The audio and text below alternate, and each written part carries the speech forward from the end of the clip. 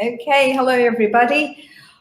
Thank you so much for coming to the EFLtalks. This is my first time. I may be slightly nervous, but then I'm going to do my best to do my job. So today I'm going to talk about teacher leadership in the Middle East, and there are a couple of things that I'm mostly concerned about.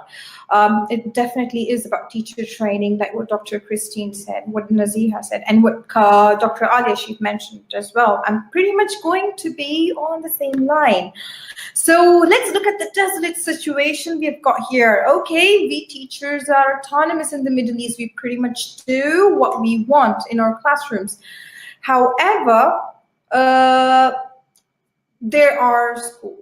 Let's just admit the fact. Let's just bring up the facts. And majority number of schools that I've been to for the ASEC accreditation or for the school accreditations, the teachers, they want to learn, but somehow the superiors, they do not acknowledge. So, where's the problem? And they are lacking resources that lead to quality professional development. In the Middle East, yes, very few organizations, they actually do professional development. They are either accessible, they are accessible in some cases, inaccessible in some cases, they're not reachable. That's the most important thing. For example, if you're looking at cities in Saudi Arabia, especially like Qassim, like Buraydah, like Jubail, it is very difficult to actually look at quality professional development there, and we have very few people who would actually go there for professional development. Next thing, no direction. Nobody knows where to go and what to do. Okay, what next? Teaching becomes an autonomous, it becomes more of a monotonous job, like a 7 to 2 routine. We don't have the 9 to 5 routine. So it's a 7 to 2 routine. What next? Nothing, going back home. That's not the teaching life or the career. That is not why we teach. There's no motivation, internal or external, because there are no professional development communities. And Dr. Alish has given us excellent examples on how we can set up professional development communities in our own places. So that acts definitely as a very good pointer. And then no plan. Yes, what's next? Okay, I've done my DESOLATE. What next? Okay, I've done my deltas. What next? Masters. What next? What do I need to specialize? What next? So there is no plan. If when I was doing the survey I'm still doing it as a part of my PhD program, where I'm interviewing teachers from different schools to understand the leadership style there, and I see that a staggering 75% have no clue where they intend to go in the next couple of years, and that is very disturbing. Okay, and then we have the last ones who we always come across as teacher trainers, the I don't need development attitude. Yes, we do come across, oh yes, I do have a master's degree, so I do not need professional development. No, thank you. I have seen people saying that blatantly on my face when I go to institutions for professional development. Well, then some of them, they passively just show it with their body language, so whatsoever. Okay, so how do we deal with it? Okay, as teacher leaders, you, me, and the rest of the teachers who basically fall in the professional development community. So these are some of the ways that I was able to work on, for the schools on teacher leadership. So the school coordinators or the managers, they can come up with a complete package, a professional development package for schools, institutions, and universities as to what the teachers need along the visionary professional development guideline, and not the traditional one, not something that is too rigid, not monitored. No, we're looking at another level that focuses on growth and autonomous learning. We are focusing on quality assurance and international recognition. We are also focusing on driving teachers for soft skills development, offering them growth opportunities locally and internationally, training schools and institution leaders to make more leaders, the most important thing. So when can we be a true teacher leader? when we are making in more teacher leaders? Are we inspiring? Do we have mentors? How many mentors do we have? What can they do down the line for us? What can we do to mentor people towards a successful pathway? There's so many different things. And then we have training teachers for the ethics in education. Most importantly, it's all about ethics as well. We do not have a standard code of ethics, unlike what the other professions do. But I think it is high time we can actually set up a standard one that is usually adopted by the organizations like INTEFL, TESOL International, and then the other organizations, basically. So the need for professional development, yes, as teacher leaders, we need professional development. Dr. Christine Koum, Naziha, and Dr. Alia, they have emphasized pretty much on this one. But what is the issue that's going on here? Okay, teachers do not know the difference between accredited and unaccredited institutions. Big time. So they don't really know what is quality professional development. So accredited institutions bring in quality. The unaccredited institutions, since they are not monitored themselves, so we do not really guarantee their quality.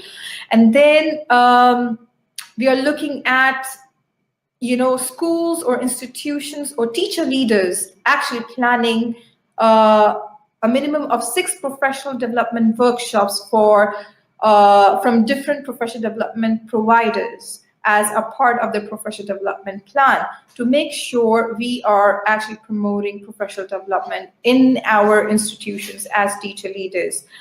And the most important thing, professional development to be taken seriously. We don't see that happening very often.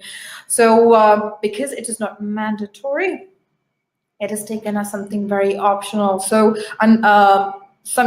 definitely there are universities in Saudi Arabia that have made it mandatory, at least to have 30 hours of professional development training, for example, to renew their contracts.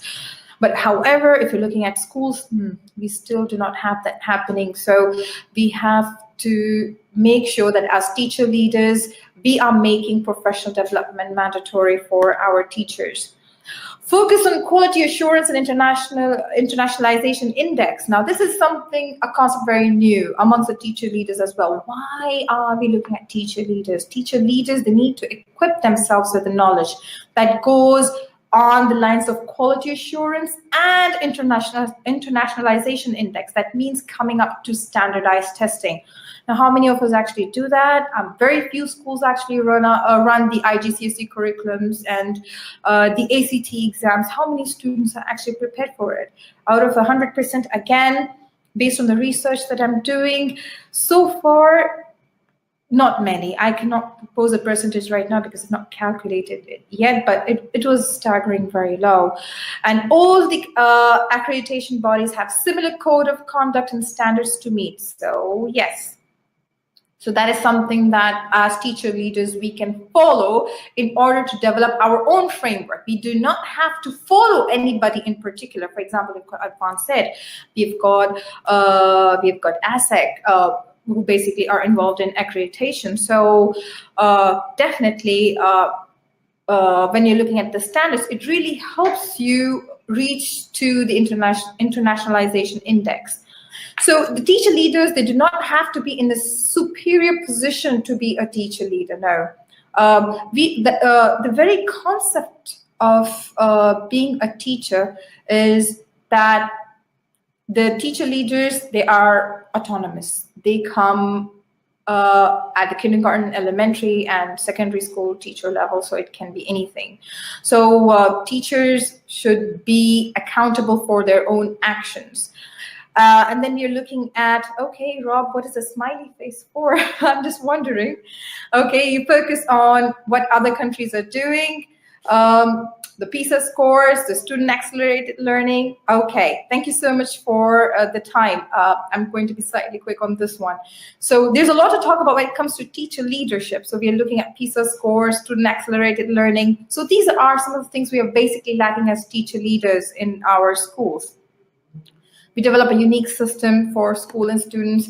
And talking about standardization again, we still do not have schools who basically prepare students for even IELTS or TOEFL. Actually, that is sad. Soft skill development is extremely crucial. So we are looking at conflict management, time management, negotiation skills, presentation skills. If you're really looking forward to developing a teacher leader, we need to have these skills in us, definitely. So we need to excel in our soft skills. Opportunities, local and international. As teacher leaders, we should be the source of, where we are actually sharing information. And the need to network is definitely important, which was again covered by Dr. Alia in the previous presentation. We're looking at publishing, we're looking at research, we're looking at developing curriculum, teacher exchange practice and more. And then training leaders to make more leaders. So we are looking at motivation. Our teachers are very demotivated. So we are looking at motivating teachers by having awards for leading institutions. The more teacher leaders we have, the better chances we have to excel in the field of education and ESL both. So when a teacher leader effectively makes another teacher leader, definitely student empowerment comes through easily. Excuse me for my phone. And we are looking at training teachers for ethics. Definitely ethics is something that is not enforced. They should be explained. There should be a why, a reason behind it. So as teacher leaders, we enforce strong ethics and strong moral standards. And then we have making teacher leaders in the Middle East. We are autonomous. We promote the drive. So teacher leaders are basically from within. We motivate them to believe in themselves. We choose our route. So we know what we are and what is best for our students. And we learn every day, every month of the year. And we make a PD plan for ourselves. Every year we plan, budget, and make the best of everything. And together as teacher leaders, we enforce a lifelong learning.